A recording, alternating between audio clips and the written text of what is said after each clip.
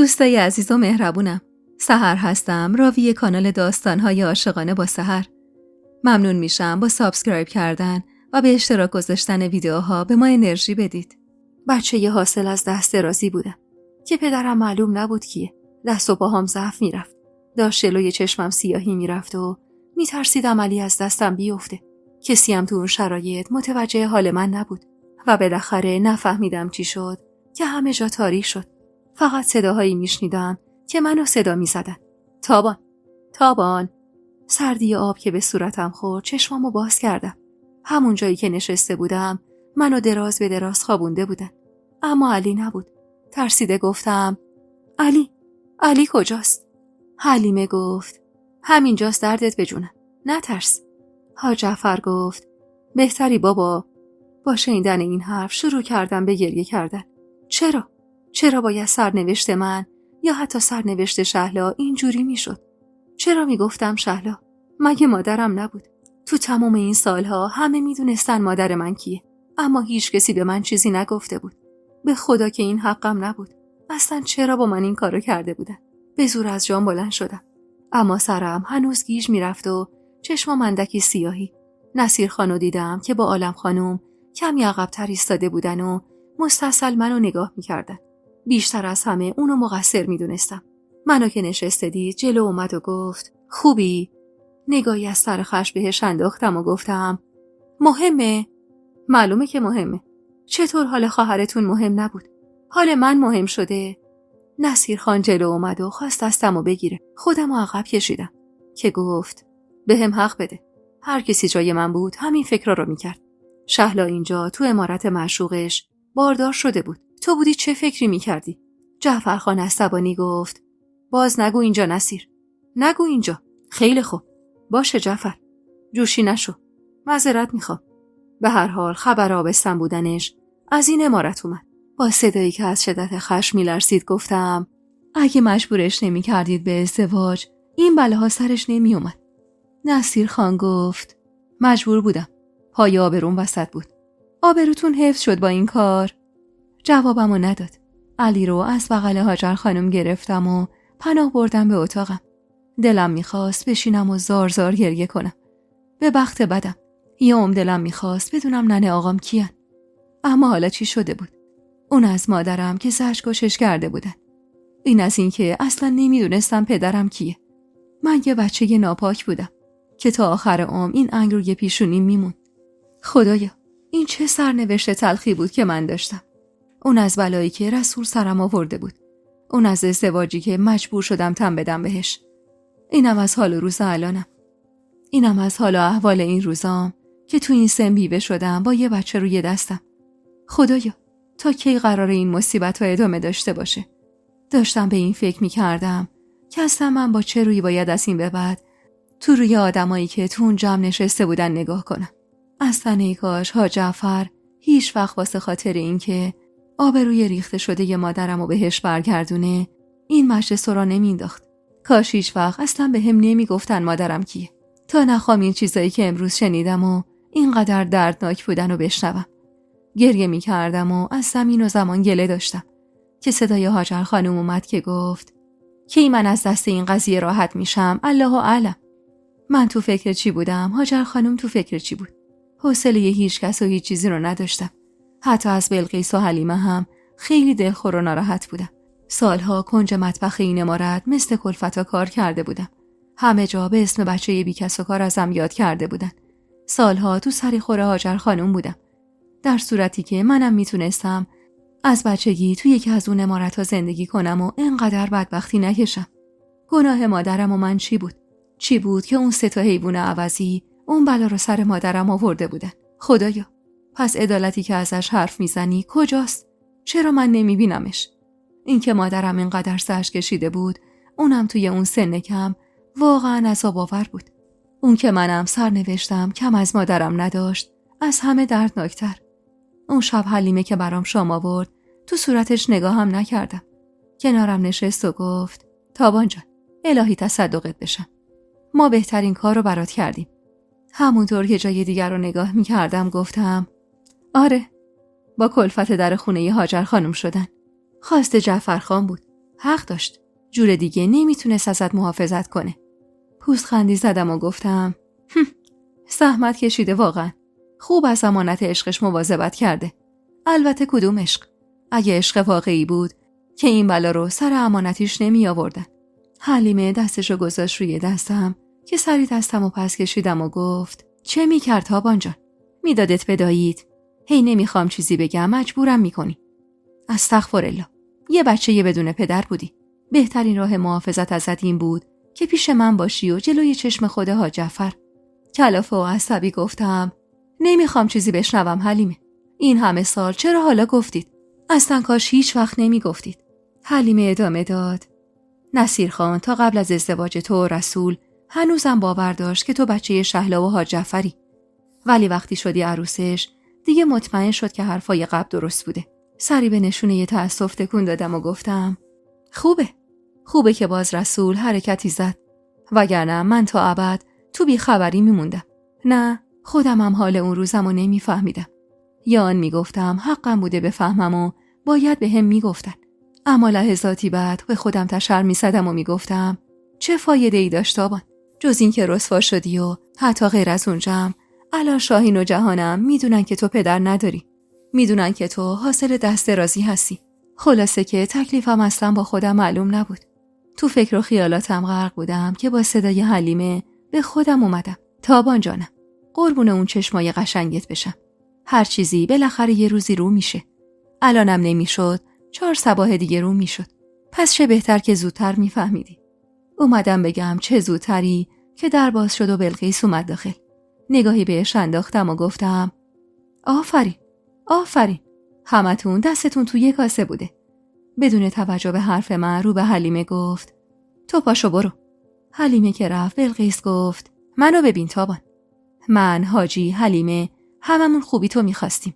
شهلا برای هر ستای ما خیلی عزیز بود. خیلی بیشتر از اون چیزی که تو بتونی فکرشو بکنی. به حالت طعنه‌آمیز و تلخی گفتم بر منکرش لعنت. اینجوری با من حرف نزن تابان. فکر نکن همینقدر که شنیدن این همه حرف آسون بود زندگی کردنش هم آسون بوده. تک به تک روزایی که شهلا گذروند و باهاش بودیم و ما هم پا به پاش زجر کشیدیم. کم حرفی نیست. بلایی که سر اون دختر اومده بود توی اون سن و سال با لباس عروس، اونم وقتی که برادرت نصیر خان باشه. میدونی اینا یعنی چی؟ یعنی آبروی یه جماعت رفته بود. آبروی یه خان جلوی رعیتش رفته بود. آینده و زندگی یه دختر تباه شده بود. فکر میکنی واسه ما آسون بود گذروندن اون روزا؟ گفتم خب تقصیر من چی بود؟ هان؟ تقصیرم چی بود که باید کلفتی هاجر خانمو میکردم؟ تقصیرم چی بود که پدری نداشتم؟ که معلوم نبود اصلا کدوم لا اله الا الله کدوم بی پدری پدر من بوده؟ مادرمو که میدونستید کیه؟ حداقل به حرمت مادرم نمیذاشتید یه اون گوشه اون مطبخ تحقیر بشم و کلفتی کنم. تموم دردت اینه؟ پس چی باشه؟ ناراحتی برای مادرت نداری؟ برای دردایی که کشیده، زجرایی که دیده. دستامو گذاشتم دو طرف سرم و گفتم مگه میشه نباشم؟ ولی اون مرد و راحت شد از دست این جماعت. من چی بلقیس؟ من چی؟ تو که همه چی رو میدونی من با چه وضعیتی شدم سن رسول. مگه من چند سالمه؟ چرا همون بلایی که سر شهلا اومد باید سر منم بیاد؟ این چه بخت و اقبال نحسیه؟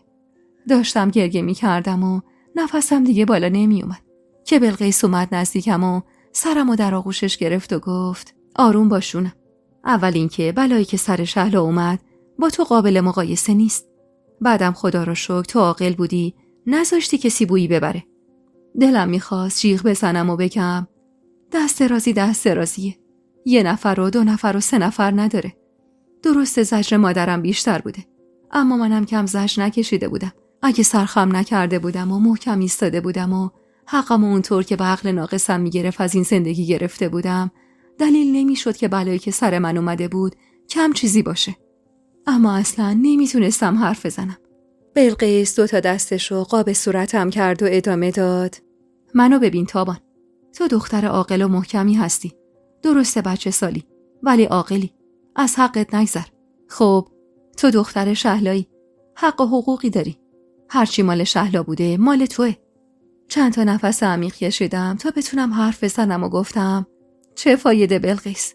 سالایی که میتونستم خانومی خودمو بکنم شدم کلفت هاجر و اطرافیانش.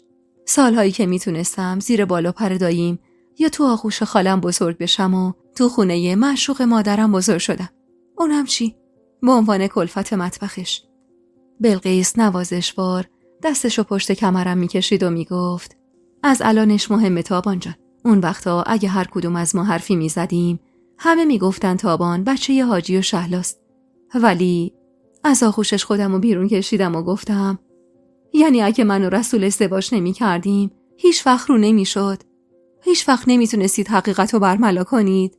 مگه میشه ما همیشه پشت اب بمونه تابان؟ بالاخره یه روزی یه جایی یه جوری رو می شد. بلقیس داشت حرف می زد که در اتاق زدن و بعدها جعفر توی چارچوب در قرار گرفت. اونقدر حالم بد بود که حتی جلو پاش پا نشدم. اومد داخل و روبروم نشست. چشم انداخت توی چشمام و گفت ببین منو بابا، من بهترین کارو توی زمان موجود در حقت کردم.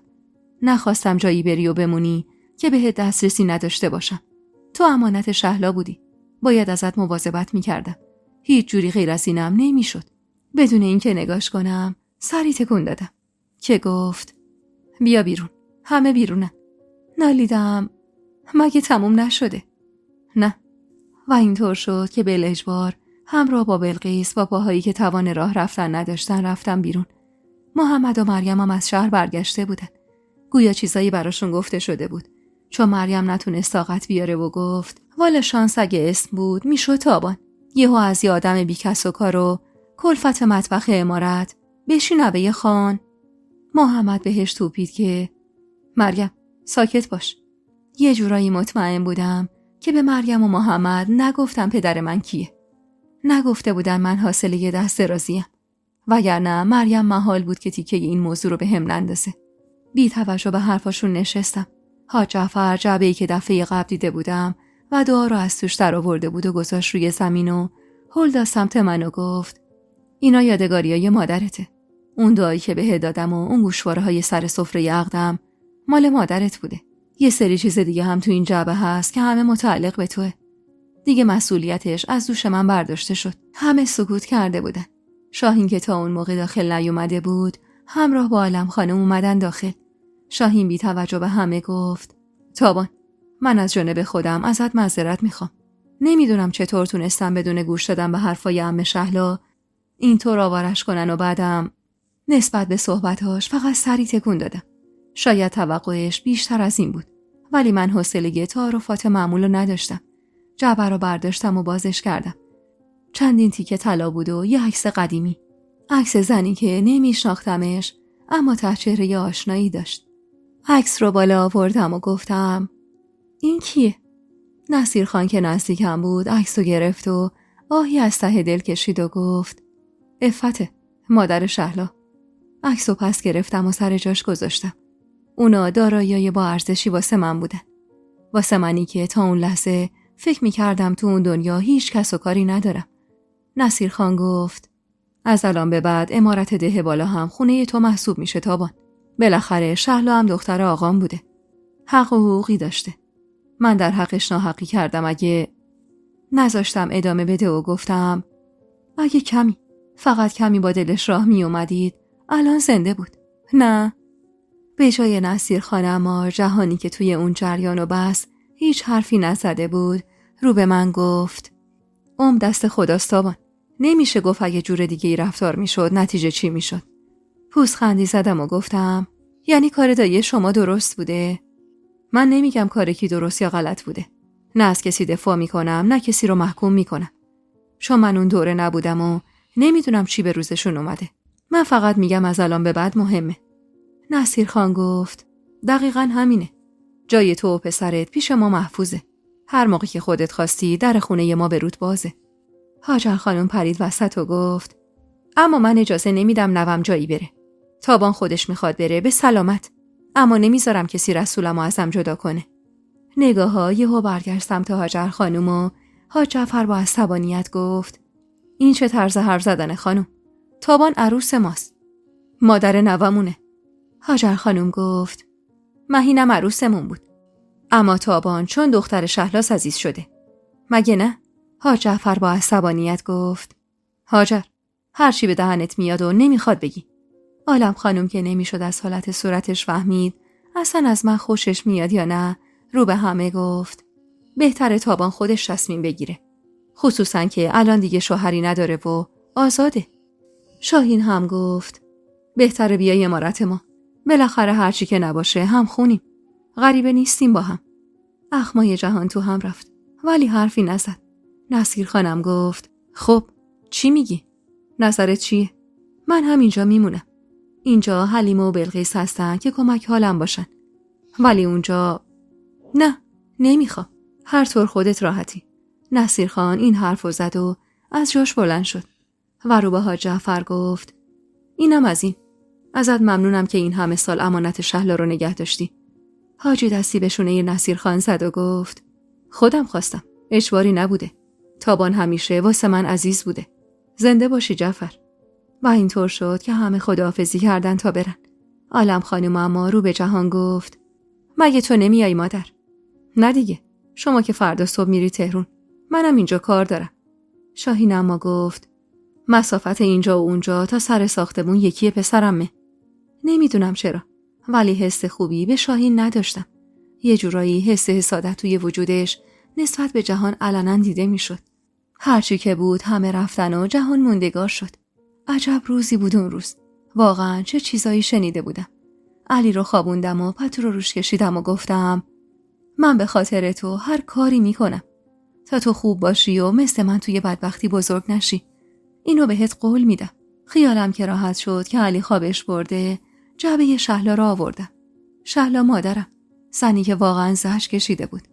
داشتم اندک وسایلش رو زیر و رو میکردم که ضربه آرومی به در خورد و بلای در باز شد و جهان فوری اومد داخل و در رو بست. ترسیده هینی کشیدم و دستم رو روی دهنم گذاشتم که یه وقت صدام بالا نره. دستاشو بالا برد که یعنی آروم باشم. دستم رو از روی دهنم برداشتم و گفتم شما اینجا چی کار میکنی؟ خوابم نبرد. میدونستم تو هم خواب نیستی. گفتم از کجا؟ حرفای امروز جای خواب برای کسی میذاره؟ راستش نگرانت شدم. بالاخره حرفایی که شنیدی چیز کمی نبود. خوبی؟ خوب نبودم. شرم داشتم تو روی آدم ها نگاه کنم. از اینکه پدرم معلوم نبود کیه حالم بد بود. اما من تابان بودم. آدم ضعف نشون دادن نبودم.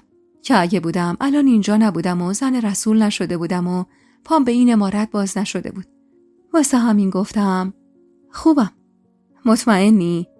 نمیدونم جهان چی داشت که جلوش نمیتونستم نقش بازی کنم. واسه همین یهو وا دادم و گفتم نه، خوب نیستم. میدونم تابان. هرچی هست بریز بیرون. نذار مثل خوره تو رو بخوره. نمیدونم. اصلا نمیدونم حالم چطوریه. نه خوبم نه بد. یه لحظه خوبم یه لحظه داغون. نه ناراحتم نه خوشحال. نمیدونم چمه. حق داری. میدونستی. نه، از خیلی وقت پیش میدونستی. سرشو انداخت پایین و گفت نه خیلی وقت. منم چند ماهی فهمیدم. میدونی همیشه از شهلا گفته میشد. ولی اینکه عاقبتش چی شد و کسی نمیگفت. من فقط یه بار عکسشو دیده بودم. ولی خب حالت چشماش فراموش نشدنی بود. تا اینکه سر قنات اون روز تو رو دیدم. بعدم توی اتاق بالا. یادت پات زخم شده بود؟ نیمچه لبخندی زدم و گفتم آره، رسول زده بود. همون بار اول کافی بود که بفهمم من جای این چشما رو دیدم. با مادرم حرف زدم. اول انکار کرد. ولی بعد انگار تو رو دورادور دیده بود. و شنیدم که با دایی در مورد تو حرف میزنن و اینکه شباهت زیادی به شهلا داری. بعد مادرم برام گفت که قضیه چی بوده و خب منم فکر میکردم دخترمومی. تا اینکه خبر رسید میخوای با رسول ازدواج کنی و همه محاسباتو به هم ریخت که البته به نظرم عمومینو خودش برنامه ریزی کرده بود تا ثابت کنه به همه که اون و شهلا رابطه ای نداشتن. نگاهمو به صورت علی که خوابیده بود دوختم و گفتم برنامه ریزی عموت نبوده. پس چی؟ میخوای قبول کنم واقعا عاشق رسول شدی؟ مشکل خودته. میتونی قبول کنی میتونی نه. کلافه گفت منو ببین تابان. خدا رحمتش کنه. ولی رسولو تو بهتر از من میشناختی و میدونم تو در حالت عادی نین نگاهیم بهش نمینداختی. جهان داشت منو هل میداد سمت قضایای گذشته و این اصلا خوب نبود. نباید میذاشتم به هم رو دست بزنه. اون قضیه بین من و رسول بود و نباید هیچ احد و ناسی ازش با خبر میشد. واسه همین گفتم درسته. میدونستم چطور آدمیه. ولی یه ذره فکر کن. دختری که توی مطبخ کار میکرد و صبح تا شب دود میخورد از طریق ازدواج با رسول میتونه زندگی شاهانه‌ای داشته باشه. مگه بد بود؟ طوری که پیدا بود اصلا حرفمو باور نکرده نگام کرد و گفت به قیمت تباه کردن زندگی خودش. شونه‌ای بالا انداختم. شاید. نمیخوام درباره‌اش حرف بزنم. باشه. هر طور که راحتی. میشه عکس شهلا رو به هم بدی؟ نه. چرا؟ اون عکس مال منه. ولی مادر منه. مادری که حتی ندیدمش. پس حقم یه عکس ازش داشته باشم. لابلای صحبتامون رفته بودم و کنار پنجره نشسته بودم. نور ماه کامل افتاده بود توی اتاق و میدونستم که صورتم رو روشن کرده. جهان از جایی که ایستاده بود جلو اومد و روبروم نشست. چشم انداخت توی چشمام و گفت اون عکس برای من تداعی کننده یکی دیگه است. البته الان میبینم میتونم تصویر قشنگتری ازش بکشم. جهان زیادی نزدیک بود. گر گرفته بودم. حسی داشتم که تا اون موقع اصلا تجربه نکرده بودم. واسه همین خودم رو جمع و جور کردم و گفتم میشه بری لطفاً؟ چرا؟ جهان. لبخندی روی لبش نقش بست و گفت بگو یه بار دیگه. جان جهان بگو. بگو یه بار دیگه. خواهش میکنم. از جا بلند شدم و پشت بهش گفتم برو بیرون. دیگه همینجوری تو اتاق من نیا. چشمامو بسته بودم تا حالم از اونی که بود بدتر نشه. صداش اومد که پیدا بود میلرزید و گفت معذرت میخوام. و بعد از اتاقم رفت بیرون. در که بسته شد چشمامو باز کردم. هنوزم بوی عطرش توی کل فضا پیچیده بود. چه حس خوبی بود.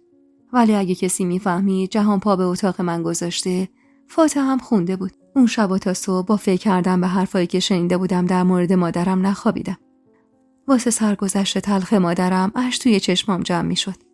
اما تهش با فکر کردم به جهان و رفتارش قنداب میشد توی دلم. سپیده که زد بدون اینکه پلک روی هم گذاشته باشم از پنجره قدی اتاق بیرون زدم. نمیخواستم در رو باز کنم چون دوست نداشتم با کسی رو در رو بشم. هنوزم شرم اینو داشتم که مشخص نبود پدر من کیه. از پشت درخت‌ها رفتم اتاق حلیمه. بیدار بود. منو که دید ترسیده گفت چیزی شده تابان؟ حالت خوبه؟ حس می‌کردم حلیمه رو بیشتر از قبل دوست دارم. بی هوا از گردنش آویزون شدم و صورتشو بوسیدم و گفتم خیلی دوستت دارم حلیمه. بیشتر از جونم. خندید و گفت دختری دیوونه. خب منم دوستت دارم. این وقت صبح پا شدی اومدی اینجا اینو بگی؟ نه. خوابم نبرد.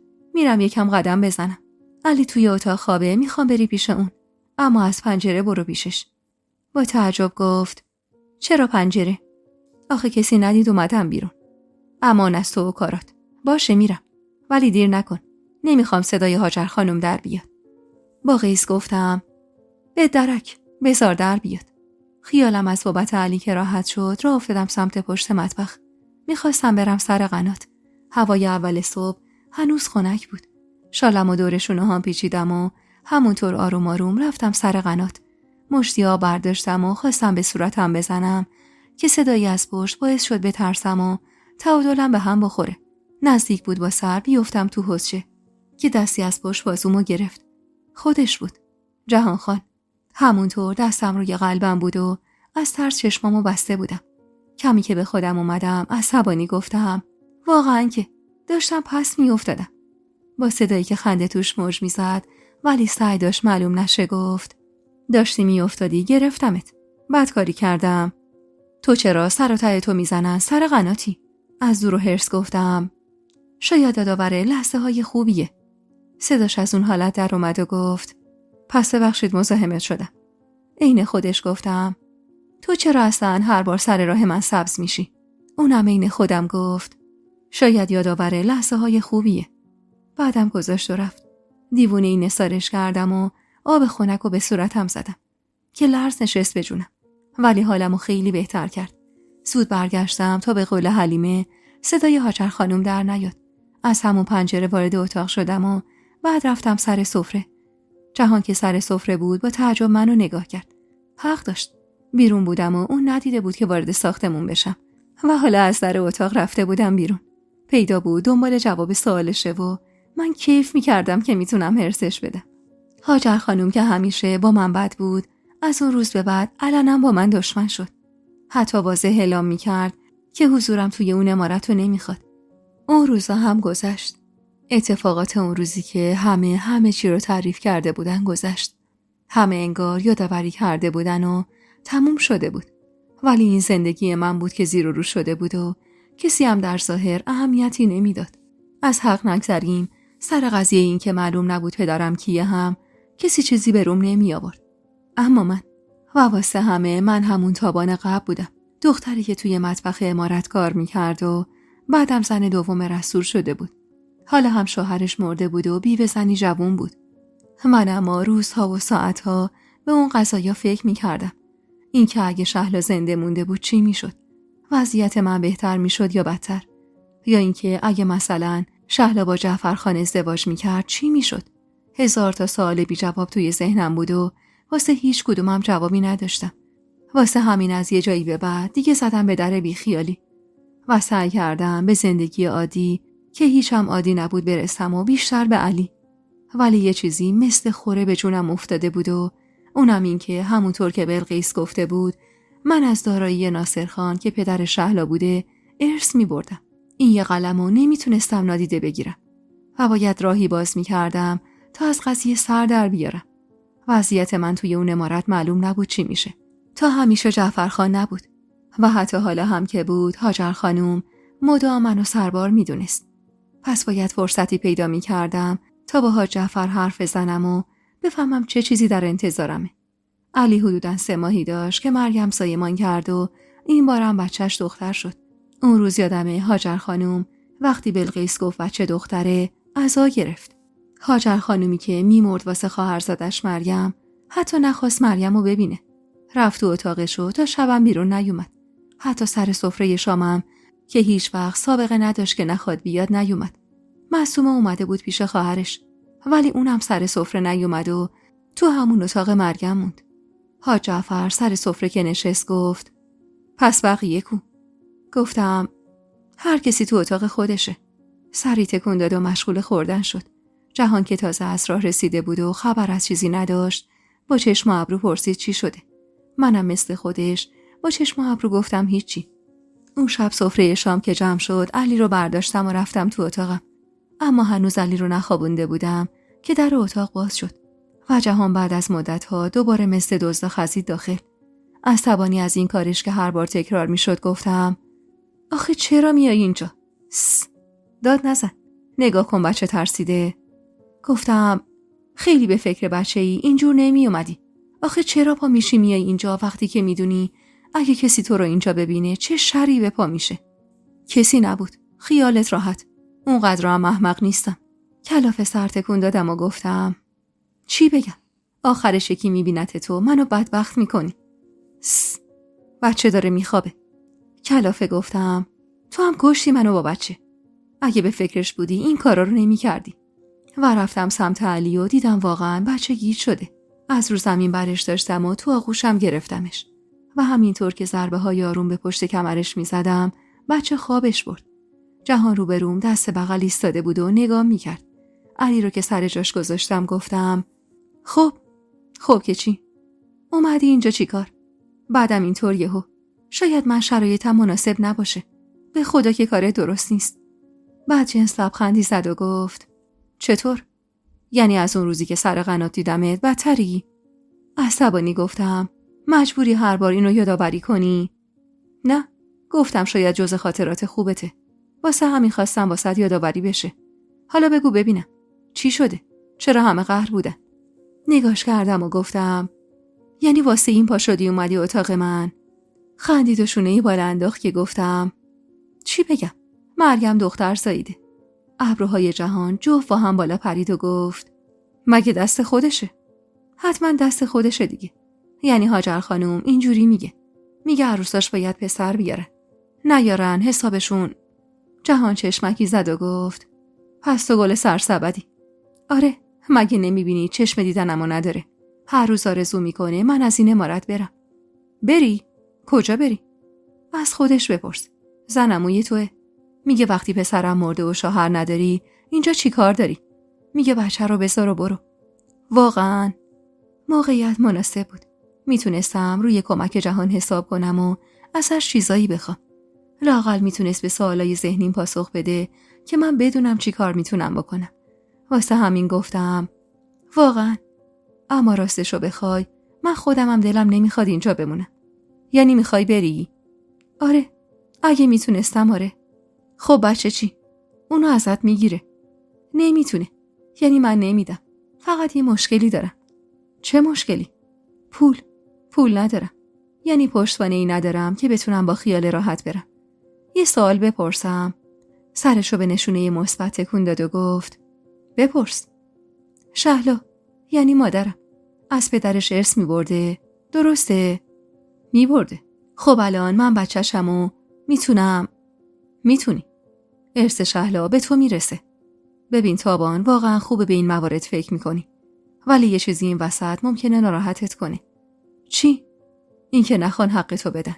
نگاهی بهش انداختم و گفتم مگه ندادنیه؟ آره، چرا نباشه؟ مگه عموم به ما یعنی مادرم حقشو داده؟ حاج جعفر که گفت همون زمین مشترک رو به جای ارث داده. به نظرتون قد بوده تابان؟ نبوده. از اون زمین شهلا هم ارث می برده.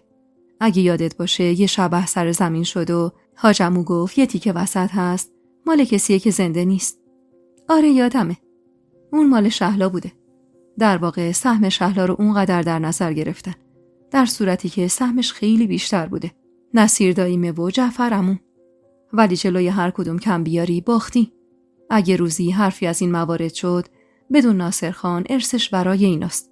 خب کلافه گفتم من چه میدونم چی است؟ تو کمکم میکنی؟ لبخند مهربونی زد و گفت معلومه. تو از من بخوا من کمک میکنم. داشت زیادی خودمونی میشد. من یه زن بیوه بودم که باید حواسم رو جمع میکردم. واسه همین اخمامو کشیدم تو هم و گفتم خیلی خوب، لطفاً از اتاق برو بیرون. متعجب نگام کرد و گفت چیه؟ چرا یهو تغییر آب و هوا میدی؟ جهان خان، میدونی کجا نشستی؟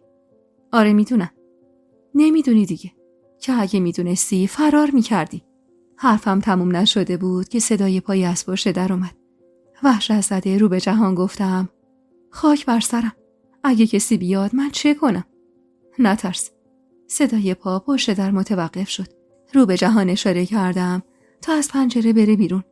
جهان از پنجره رفت و من حتی فرصت نکردم پنجره رو ببندم، چون در باز شد و هاجر خانم اومد داخل. احساس می‌کردم قلبم داره از سینم میزنه بیرون. رو به من گفت با کی حرف میزدی؟ از این که شنیده بود دارم صحبت میکنم. وحشت کل وجودم رو گرفت و گفتم با هیچ کس. اما صدای پچ پچ می اومد. آهان، با علی حرف میزدم. این بچه که خوابه. اینم جرمه. نمیتونم با بچم تو خواب حرف بزنم. یهو نگاهش افتاد به پنجره. پنجره چرا بازه؟ بچه سرما میخوره. هوا سنگین بود. باز کردم یکم عوض شه. اومد بالای سر علی. چند تا بوسه به سرش زد و کنارش دراز کشید و گفت امشب میخوام پیش رسولم بخوابم. هنوزم بهش میگفت رسول.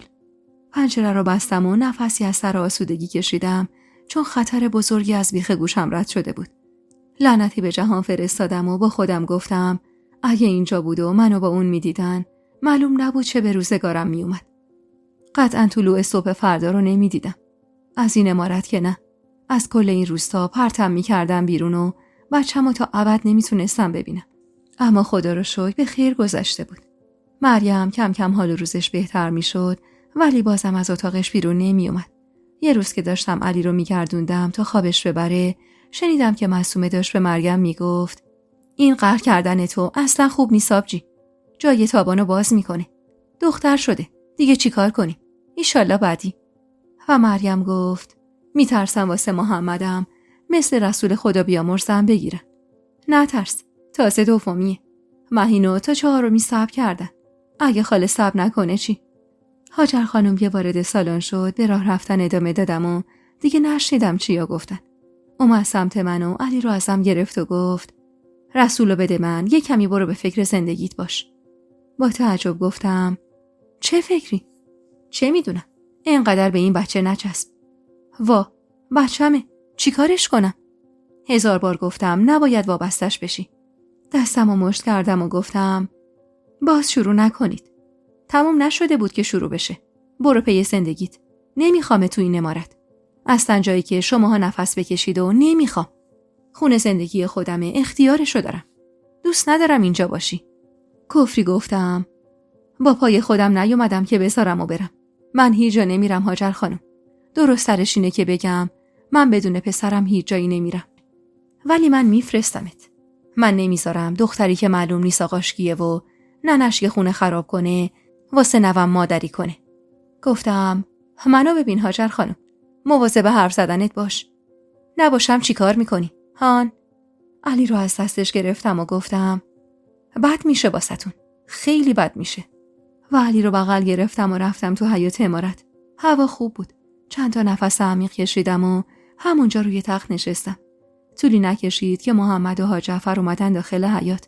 حاج جعفر چشمش که به من افتاد گفت چرا اینجا نشستی بابا؟ دیگه قایم کردن کارا و حرفای هاجر خانم جایز نبود. تا کجا میتونستم تک و تنها پیش برم؟ هرچند اگه حرفم بود باید بقیه میدونستم وضعیت من تو اون خونه چطوره. واسه همین گفتم عصبانی بودم، اومدم هوا بخورم. چیزی شده؟ شما بگید چیزی نشده. والا خسته شدم. هاجر خانم منو تو این امارت نمیخواد. حاج جعفر نوچی کرد و چیزی نگفت. که ادامه دادم البته فقط منو نمیخواد. میگه بچه‌مو بذارم و برم. بری؟ کجا؟ از خودش بپرسید.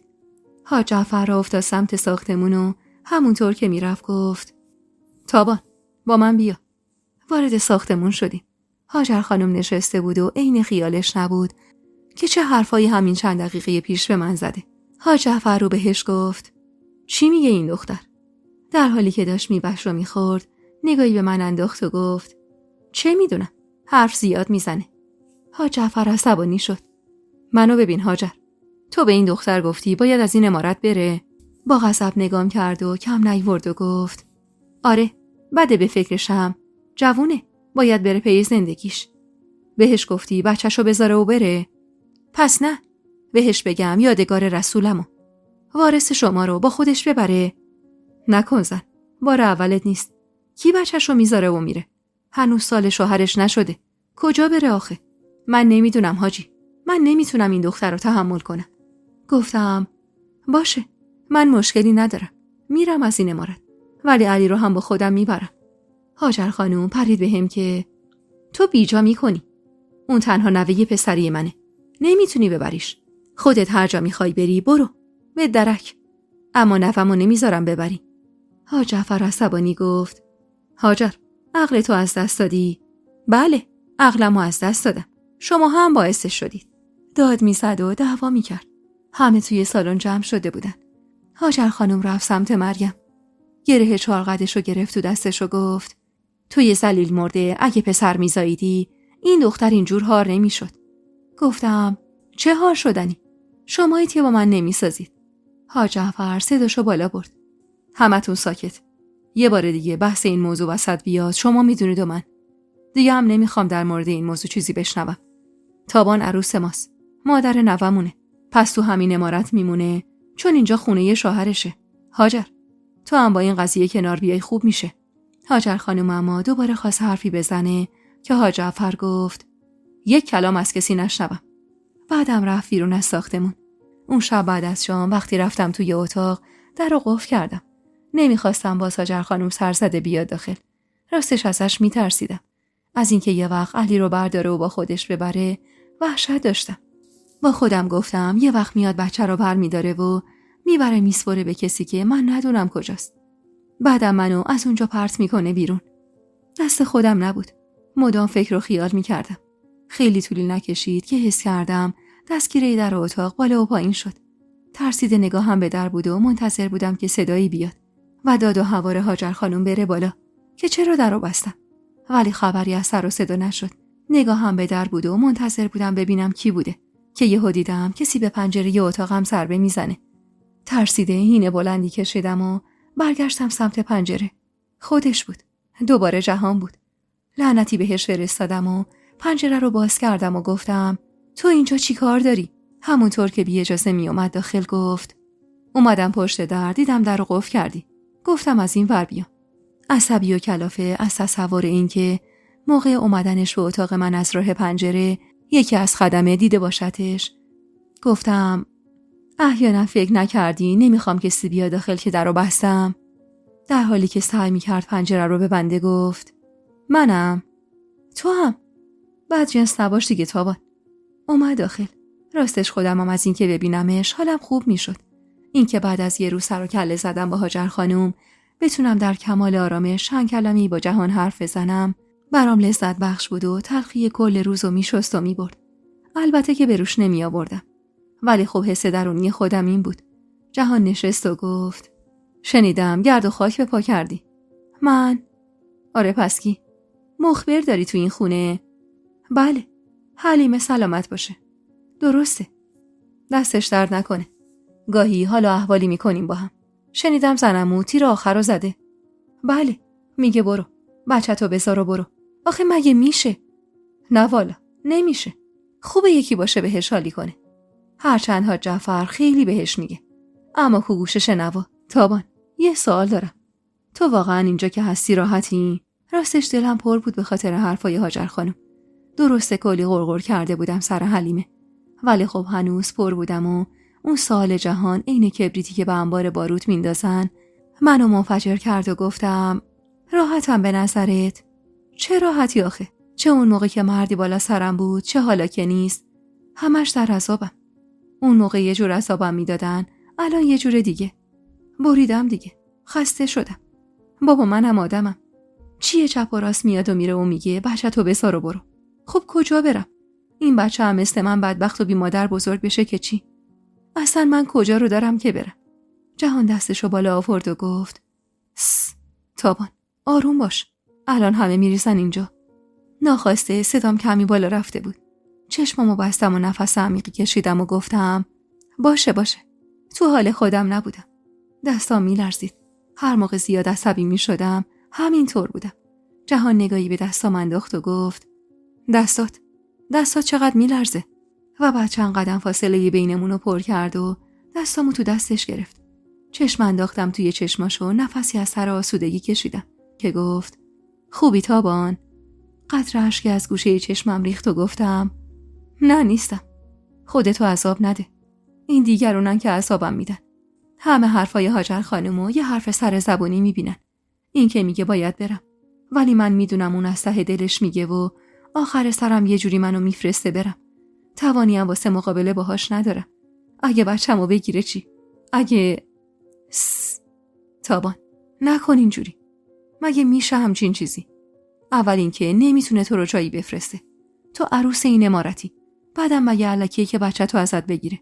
تو مادرشی. گفتم اگه گرفت چی؟ دستامو که بین دستاش بود فشار داد و گفت من همه جوره پشتتم. نمیذارم همچین اتفاقی بیفته. خب به من اعتماد کن.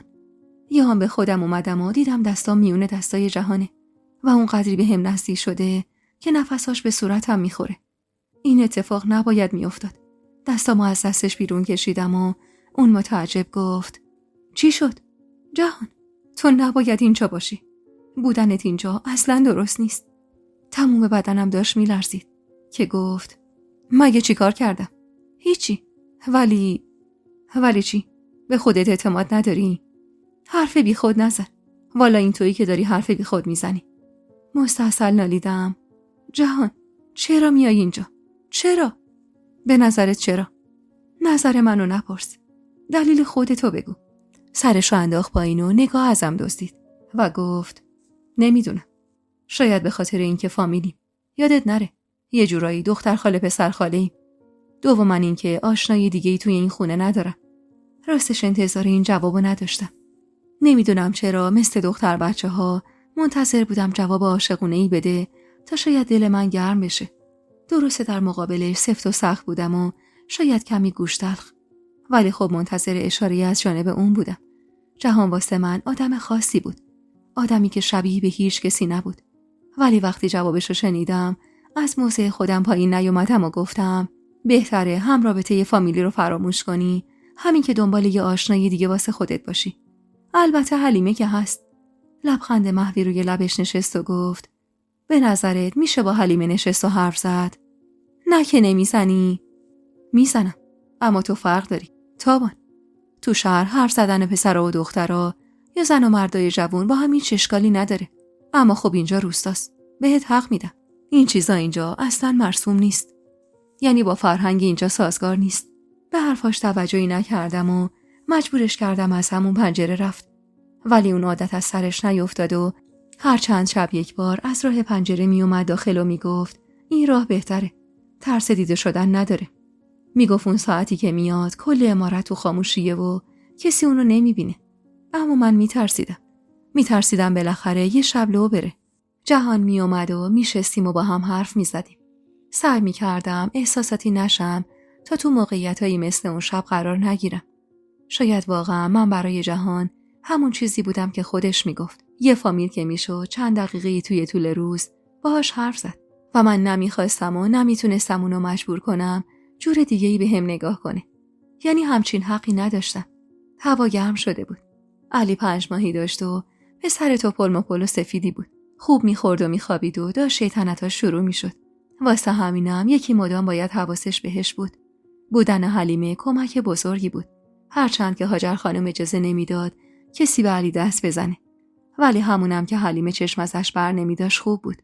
بچه مریمم 2 ماهه بود و مریم مثل آدم خطاکاری که کار اشتباهی کرده پیش هاجر خانم گردن خم می‌کرد و هاجر خانمم دیگه از اون مریم کردن افتاده بود و انگار که نه انگار مریم خواهرزادشه و عروس نورچشمی سابقش. جهانم همچنان سر کار و بارش بود و توی حرفای شبانه‌ای که می‌زدیم گفته بود باید دستگاه بخریم تا بتونیم کار رو راه بندازیم. یکی از همون روزا بود که در عمارت باز شد و حاج جعفر به همراه شاهین وارد خونه شد. وارد ساختمون شدن و شاهین اولین کاری که کرد توجهش رو به علی داد و گفت وای چه بچه شیرینی شده. لبخندی زدم بهش. ادامه حرفش رو گرفت و گفت داره میشه شبیه خودت تابان. هاجر خانم اما نگذاشت و نبرداشت و گفت خدا بدور. کپی بچم رسوله. شاهین لبخند روی لبش خوش شد و دیگه حرفی نزد که حاج جعفر رو به شاهین گفت بفرما، بی خبر اومدی پسر جان. راستش از طرف آقام پیغومی آوردم. ببخشید که مزاحمتون شدم. ظاهرا شاهین رفته بود سر زمین دنبال حاج جعفر و با هم اومده بودن عمارت. حاج جعفر گفت چرا تو زحمت کشیدی؟ مگه کسی نبود؟ آخه پیغوم خاصی بوده. خیر باشه انشالله. خیره. راستش جعفر خان، آقام خواسته شما و اهل و عیالو دعوت بگیریم برای ده خودمون. آقام گفت خدمتتون بگم هر رفتی و اومدی داره. در از خواسته تابانو به خونه و ده خودش دعوت کنه. حاجی نگاهی به من انداخت و گفت نیازی به این کارا نبود. خواسته آقام بوده.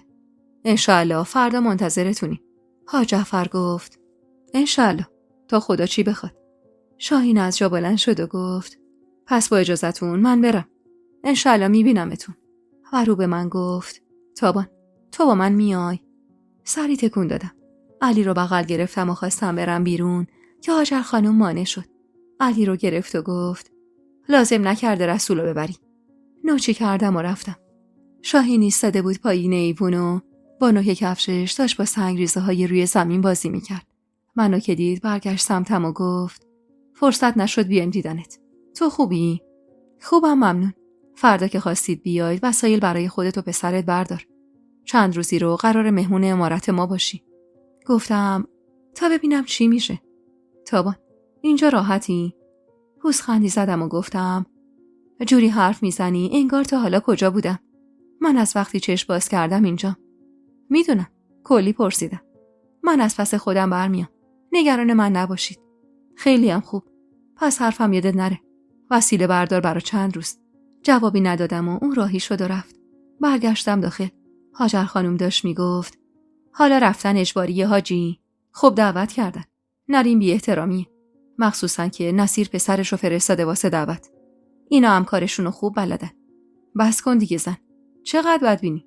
اون شب سر سفره شام که بودیم حاج جعفر رو به همه گفت فردا همگی میریم عمارت نصیرخان. آماده باشی تا شبم برمیگردیم. اخمای جهان یهو رفت تو هم، ولی چیزی نگفت. وقتی میرفتم سمت اتاق، هاجر خانم پشت سرم اومد و گفت فردا رسولو بسپر به رحیمه و حلیمه و نیار اونجا.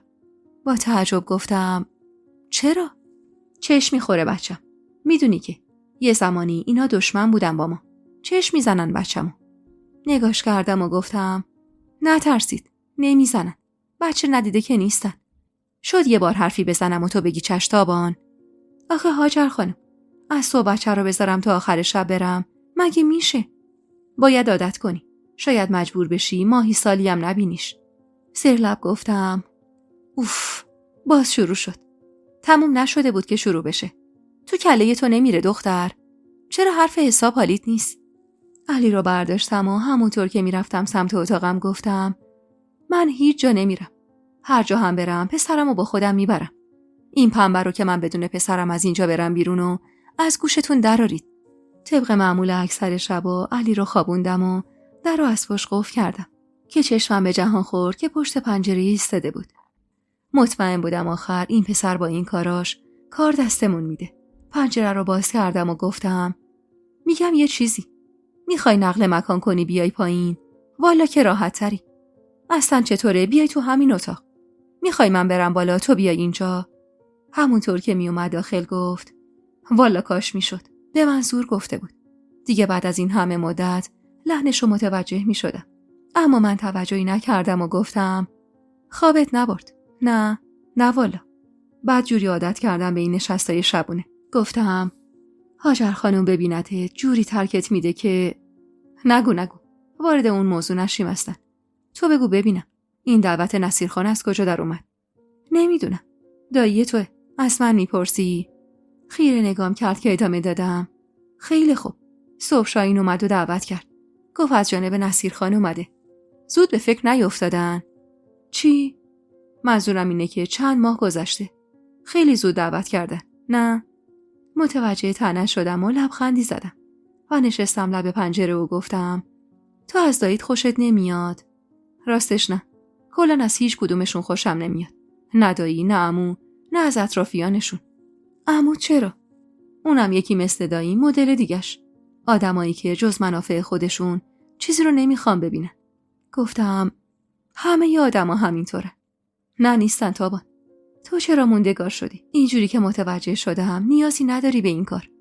درسته. تهران مونده بودم کارم بهتر بود.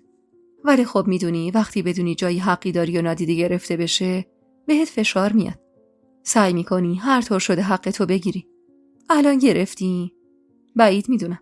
سهم آقام از دارایی پدریش بیشتر از این چیزا بوده. خب آقا زودتر فوت شده ارثی نمیرسه بهش. خودش دارایی داشته. خب گفتم فقط همون زمین حاجی بهت داده؟ آره. درسته زمین بزرگی. ولی خب من کل سهممو میخوام.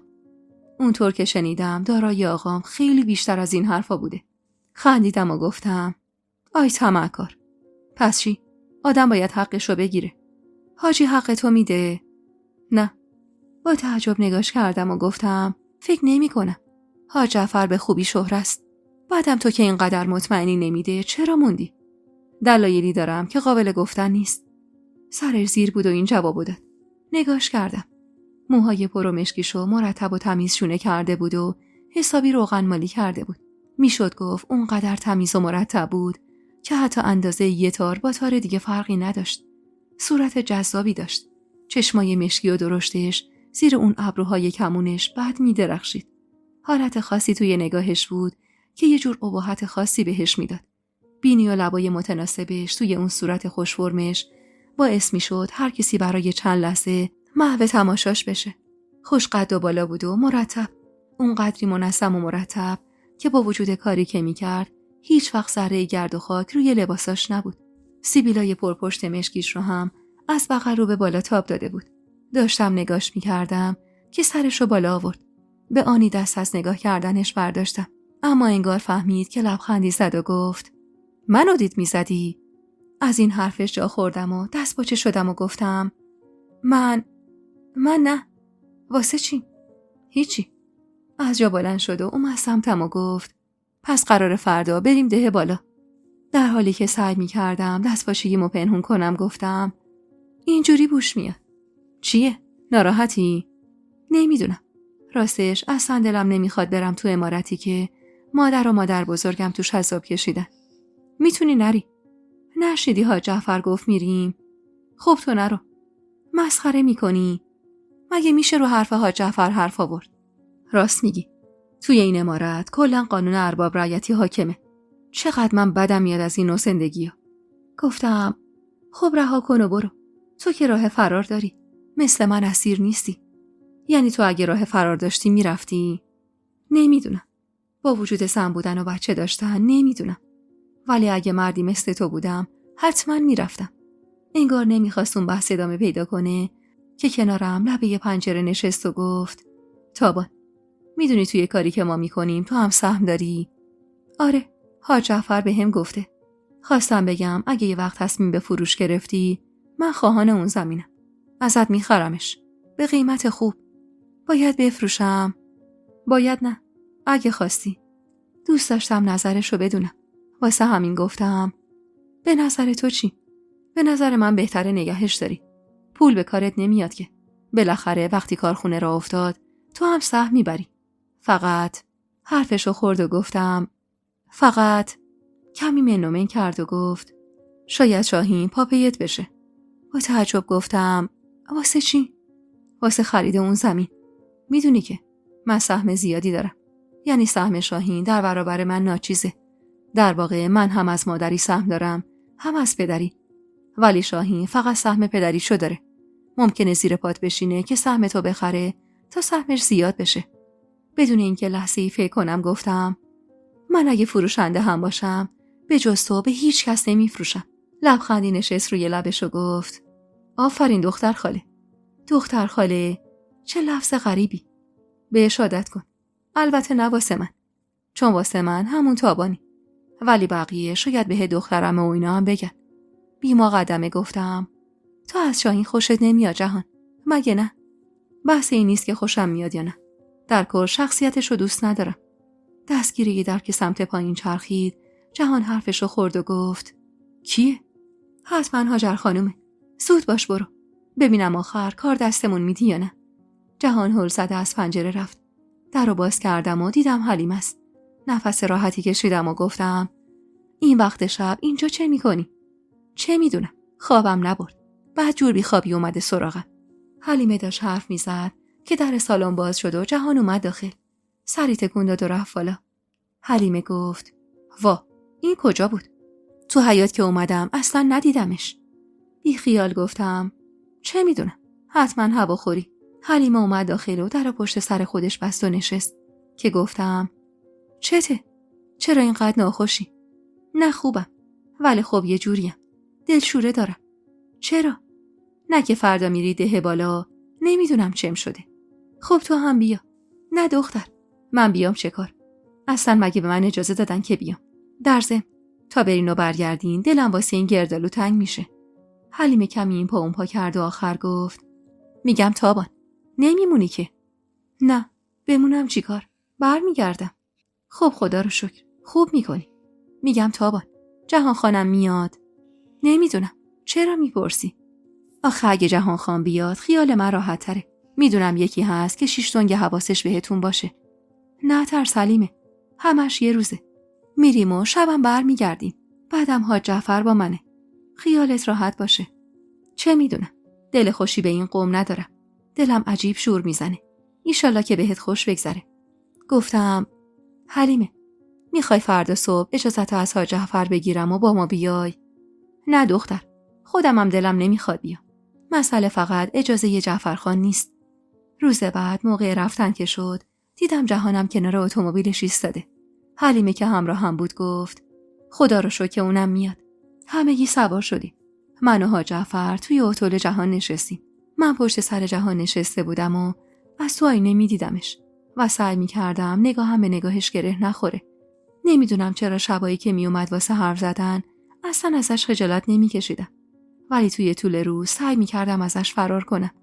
حاج جعفر و جهان در حال حرف زدن بودن. علی هم به محض نشستن توی اتوبیس خوابیده بود. منم چشم دوختم به مسیری که میرفتیم. من تا اون روز هیچ وقت از ده خودمون بیرون نرفته بودم.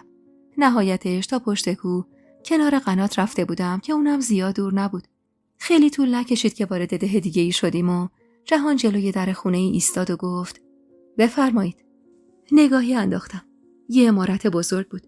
شاید در حد عمارت جعفرخان. دلم گرفت. مادری که هیچ وقت ندیده بودمش اینجا زندگی کرده بود. زندگیش از اینجا نابود شده بود. حس خوبی نداشتم. جهان علی را از دستم گرفت و من از اتول پیاده شدم. و راه افتادیم سمت عمارت نصیرخان. هاجر خانم خودشو به هم رسوند و گفت بچه دست این آدم چی کار میکنه؟ گفتم میخواستم از اتول پیاده بشم. خواست کمکم کنه.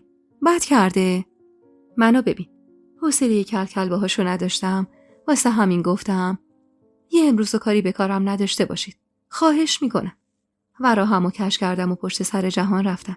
نصیرخان با یه عده که من هیچ کدوم جز شاهینو نمیشناختم اومدم واسه استقبال. حاج جعفر و نصیرخان گرم همدیگر رو در آغوش گرفتن و بقیه هم سلام علیکی کردن که نصیرخان رو به من گفت خوش اومدی. ممنونم. شاهین جلو اومد و گفت خوش اومدی دخترمه. از اونم تشکر کردم. شاهین خواست علی رو از جهان بگیره اما علی چسبیده بود به جهان و ازش جدا نمیشد. از این حرکت لبخند نشست روی لبای جهان و کمی خودش رو به من نزدیک کرد و گفت این بچه هم این جانور رو میشناسه. گفتم جهان منو نخندون و وارد عمارت شدیم. نصیرخان از همه چی بهترینش رو تدارک دیده بود و اون روز ساعت به من خیلی خوش گذشت و چقدر اون روز دلم میخواست اتاق مادرم رو ببینم. واسه همین وقتی حرفی از شهلا شد و داشتن در موردش حرف میزدن گفتم ببخشید میشه اتاقش رو ببینم؟ نصیرخان گفت بله بچه ها کمک میکنن.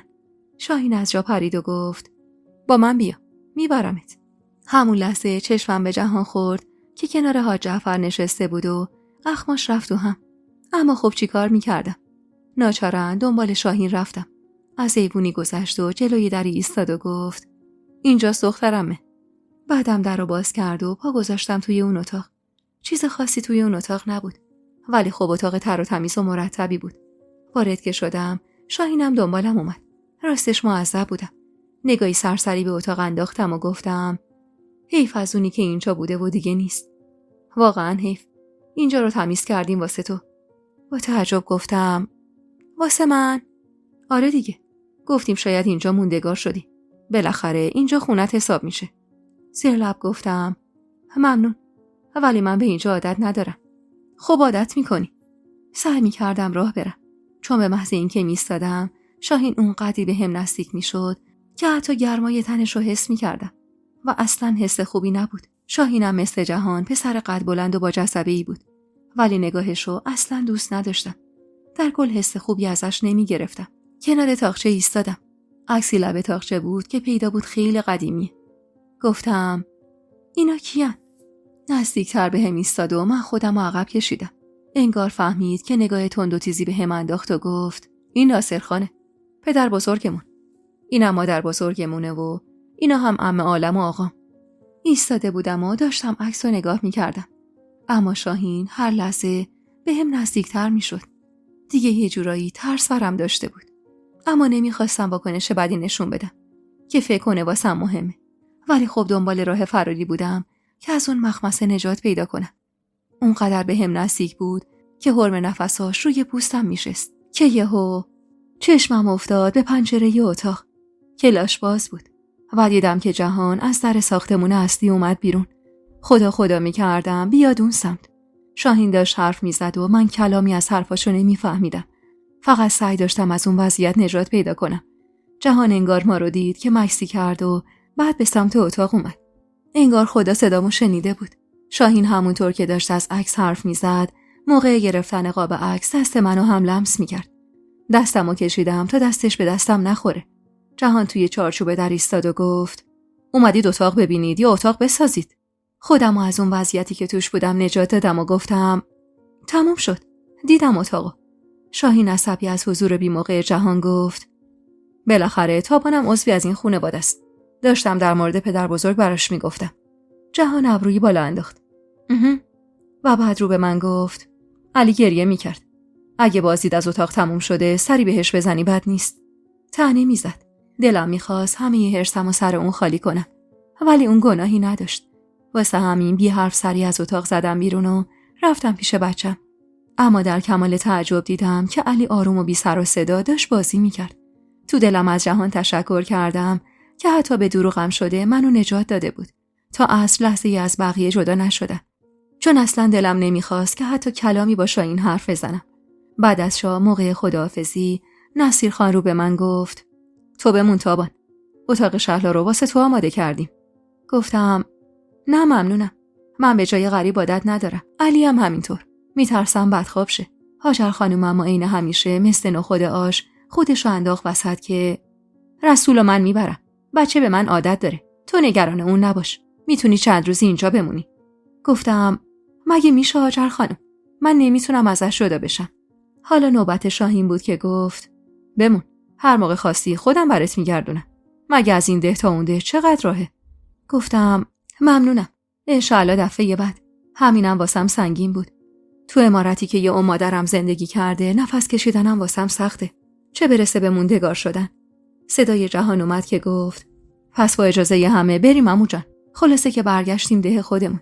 حلیمه که بیدار مونده بود به محض اینکه ما رو دید اومد پیشمون و رو به من گفت خدا رو شکر که اومدید.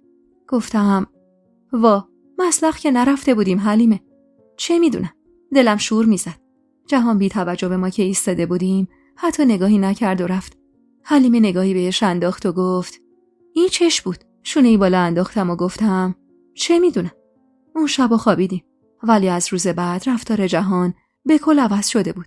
جدی و خشک، مثل اوایلی که اومده بود برخورد میکرد. کمتر تو عمارت بود و فقط سر سفره شام و احیانا صبحونه میدیدمش، و اونم اونقدری خشک و رسمی بود که گاهی شک میکردم خود جهان باشه. دیگه شبا هم واسه هم صحبتی اصلا به اتاقم نمیومد. و دروغ چرا؟ درسته که همیشه میترسیدم لو بریم، اما این بیشتر از هر چیزی اذیتم میکرد. من عادت کرده بودم با اون گپای دوستانه. انگار تمام روزو میدویدم و با همه چی میجنگیدم تا آخر شب بشه و جهان وارد اتاقم بشه. بیاد و یکی دو ساعتی فارغ از اون دنیا و زندگی بیرون از خودمون بگیم. در واقع حرف زدن با جهان اونقدری واسم دلنشین بود که حتی ترس دیده شدنش رو هم به جون میخریدم. ولی خب از وقتی که از ده نصیر خان برگشته بودیم، به قول حلیمه شده بود برج زهرمار. دلیلش هم نمیدونستم. یعنی من کاری نکرده بودم که مستحق این رفتار باشم. حلیمه هم که این تغییر رفتار رو حس کرده بود، یه روز اومد و گفت تابان، راستشو بگو، این بچه چشه؟ از دست جهان حسابی عصبانی بودم. واسه همین گفتم من چه میدونم، انگار خودم کم بدبختی دارم که باید به فکر جهان خانم باشم. این چه طرز جواب دادن تابان؟ چشه؟ هان؟ برو از خودش بپرس. خیلی خوب، چرا عصبانی میشی؟ چیزی نگفتم. گذشت و یه هفته 10 روزی بود که جهان علنا با من قهر کرده بود.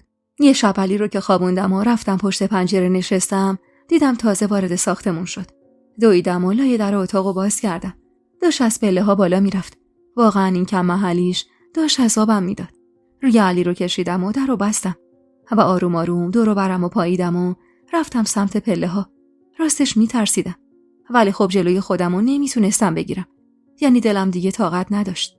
پشت در اتاق جهان ایستادم. دو دل بودم که در بزنم یا نه. میترسیدم از دو چیز. اول واکنش جهان که چطور بود، بعدم از این که ممکن بود کسی منو دیده باشه. ولی دلو به دریا زدم و اومدم ضربه‌ای به در بزنم که یهو صدایی از پایین پله ها اومد. دوستای عزیز و مهربونم، یک دنیا ممنونم که تا پایان این قسمت همراه هم بودید و خوشحال میشم اگه نظراتتون رو در مورد این قسمت توی کامنت ها با ما به اشتراک بذارید.